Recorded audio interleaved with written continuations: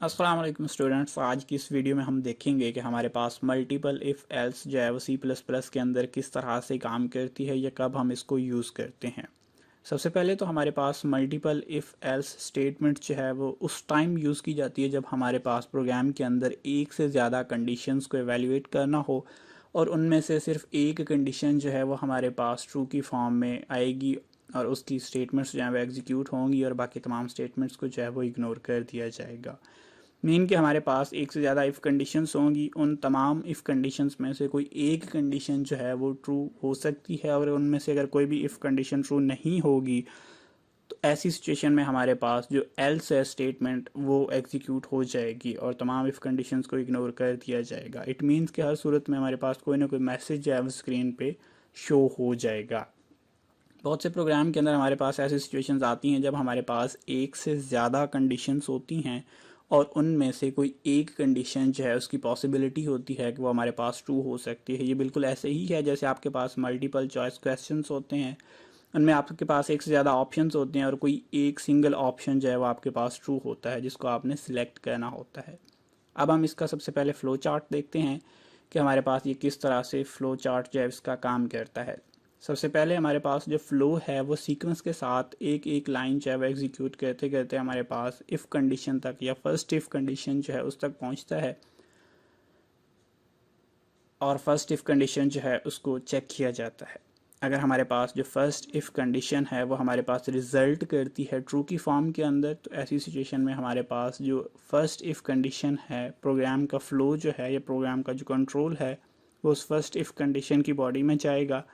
और उसके अंदर जितनी भी हमारे पास स्टेटमेंट्स हैं उनको एक एक करके एग्जीक्यूट करेगा।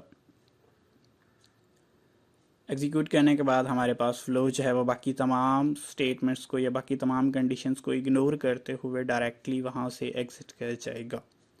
और अगर हमारे पास फर्स्ट इफ़ कंडीशन जो है वो ट्रू नहीं होती, फॉल्स होती है, तो ऐसी सिचुएशन में हमारे पास जो फ़्लो है वो हमारे पास सेकंड इफ़ कंडीशन की तरफ जाएगा और सेकंड इफ़ कंडीशन को जो है वो इवेलुएट किया जाएगा। अगर हमारे पास सेकंड इफ़ कंडीशन जो है उसका रिज़ल्ट ट्रू में आता है तो फ़्लो जो है वो सेकंड इफ़ कंडीशन की बॉडी में जाएगा और वहाँ पे हमारे पास जितनी भी स्टेटमेंट्स हैं एक एक करके उन तमाम स्टेटमेंट्स को एग्जीक्यूट करेगा। एग्जीक्यूट करने के बाद हमारे पास जो फ़्लो है वो वहाँ से एग्ज़िट कर जाएगा और नेक्स्ट जो है वो किसी भी कंडीशन की तरफ जो है वो फ़्लो मूव नहीं करेगा। इस तरह से हमारे पास एक एक करके तमाम कंडीशंस जो हैं वो उनको चेक किया जाता है। जो कंडीशन ट्रू होती है सिर्फ उसकी बॉडी के अंदर जो स्टेटमेंट्स हैं वो एग्जीक्यूट की जाती हैं और जैसे ही कोई कंडीशन ट्रू हो जाती है तो उसके बाद बाकी तमाम कंडीशंस को जो है वो हमारे पास स्किप कर दिया जाता है। अगर हमारे पास सेकंड इफ़ कंडीशन जो है वो भी ट्रू नहीं होती, फॉल्स होती है, तो ऐसी सिचुएशन में प्रोग्राम का जो फ़्लो है वो थर्ड इफ़ कंडीशन की तरफ जाता है और अगर थर्ड इफ़ कंडीशन जो है वो ट्रू की फॉर्म में हमें रिज़ल्ट देती है तो ऐसी सिचुएशन में जो फ़्लो है वो थर्ड इफ़ कंडीशन की बॉडी में जाएगा और उसके अंदर जितने भी स्टेटमेंट्स होंगी उन तमाम स्टेटमेंट्स को एक एक करके एग्जीक्यूट करेगा और एग्जीक्यूट करने के बाद अगेन यहाँ से एग्ज़िट कर जाएगा। और अगर हमारे पास थर्ड जो है इफ़ कंडीशन ये भी ट्रू नहीं होती तो ऐसी सिचुएशन में जो फ़्लो है वो डायरेक्टली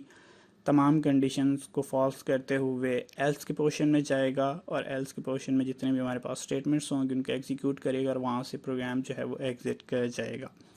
ये इसका फ़्लो चार्ट है या इसकी फ़्लो की सूरत में या लॉजिकल वर्किंग है। अगर हम इसको प्रैक्टिकली देखते हैं तो प्रैक्टिकली हम सबसे पहले एक प्रोग्राम बनाते हैं। इसके अंदर हम एक इंटीजर वेरिएबल जो है वो मार्क्स के नाम से डिक्लेयर करते हैं। इसकी वैल्यू हमने यूज़र से लेनी है, इसलिए हम एक सी आउट स्टेटमेंट जो है वो लिखते हैं और जहाँ पे यूज़र को एक मैसेज शो करते हैं कि यूज़र जो है वो मार्क्स की वैल्यू जो है उसको एंटर करे।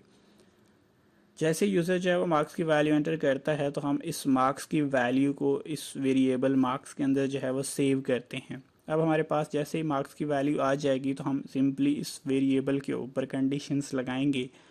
और देखेंगे कि ये मार्क्स जो हैं वो किस रेंज में, ये ग्रेडिंग के हिसाब से किस ग्रेड में आते हैं, ये किस ग्रेड रेंज में हमारे पास आते हैं। सबसे पहले तो हमारे पास अगर मार्क्स की वैल्यू जो है वो 80 से ग्रेटर दैन या इक्वल टू होगी तो हम यूज़र को मैसेज शो करेंगे कि उसके जो मार्क्स की वैल्यू है वो ए ग्रेड की रेंज में है। इसके लिए हम सिंपली एक सी आउट स्टेटमेंट लिखेंगे और यूज़र को मैसेज शो कर देंगे कि उसने जो वैल्यू एंटर की है उसकी जो रेंज है वो ए ग्रेड में है। सो उसके लिए हम सिंपली ए ग्रेड का मैसेज है उसको स्क्रीन पे प्रिंट कर देंगे। अब अगर हमारे पास उसके जो मार्क्स हैं वो इस रेंज में है तो हमारे पास फर्स्ट इफ़ कंडीशन जो है वो एग्जीक्यूट होकर ट्रू होगी, कंट्रोल इसकी बॉडी में जाएगा, इसकी स्टेटमेंट को एग्जीक्यूट करेगा और यहाँ से इस पूरे ब्लॉक को एग्जिट कर देगा।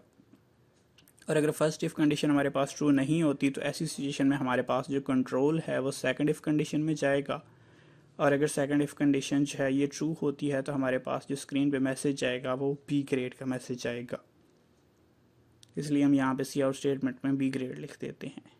इसी तरह से अगर हमारे पास सेकंड कंडीशन जो है ये भी ट्रू नहीं होती, मीन कि हमारे पास मल्टीपल इफ़ कंडीशंस हैं और इनमें से कोई एक जो है वो ट्रू हो सकती है, एक से ज़्यादा कभी भी कंडीशंस जो हैं वो ट्रू नहीं होंगी। इन तमाम कंडीशंस में से सिर्फ एक कंडीशन जो है वही ट्रू होगी, और जैसे कोई एक कंडीशन ट्रू होगी उसकी स्टेटमेंट्स एग्जीक्यूट की जाएंगी और उसके बाद बाकी किसी इफ़ कंडीशन को या बाकी किसी एल्स कंडीशन को नहीं चेक किया जाएगा।